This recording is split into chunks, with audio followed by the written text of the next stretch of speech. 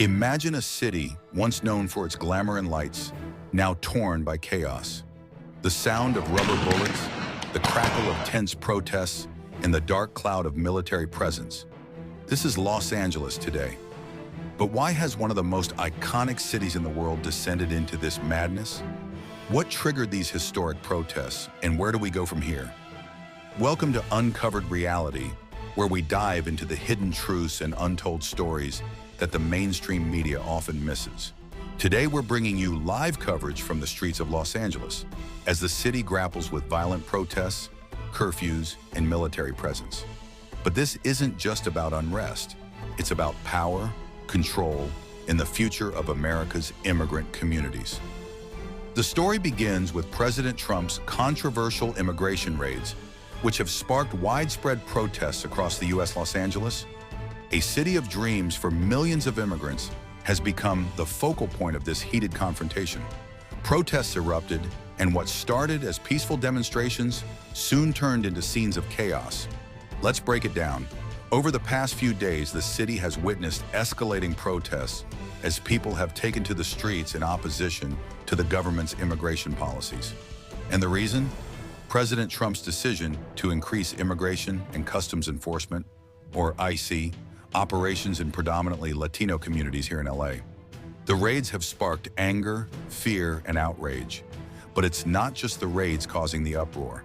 To curb the growing unrest, Los Angeles Mayor Karen Bass imposed an emergency curfew starting at 8 p.m. The curfew applies to a 1 square mile area of downtown LA, where businesses have been looted and protests have turned violent. By the end of Tuesday, nearly 200 people were arrested, with reports of chaos and destruction spreading through the streets. In response to the growing crisis, President Trump deployed over 4,000 National Guard troops and 700 Marines to Los Angeles, claiming it was necessary to protect federal property and personnel. But here's the catch. The National Guard has no authority to make arrests. They're there only to safeguard federal officials. But this military presence is more than just about protection. It raises serious questions. Is this really about securing property, or is it a political maneuver to intimidate protesters? California Governor Gavin Newsom has slammed the move, calling it an assault on democracy. The clash between state and federal authorities has now become a defining element of this conflict. What's happening in Los Angeles isn't isolated. From New York to Chicago, Texas to Nebraska, similar protests have erupted in solidarity with LA residents. People are marching, chanting, and demanding an end to these policies. And while many of the protests remain peaceful, others have escalated, resulting in clashes with police. But let's not forget the economic reality behind this story. Many of the people targeted in these raids are not criminals. They are the backbone of industries like agriculture and manufacturing, working in farms and factories that feed and sustain the nation. The anger here isn't just about immigration. It's about the systemic exploitation of immigrant labor and the constant fear that they live under.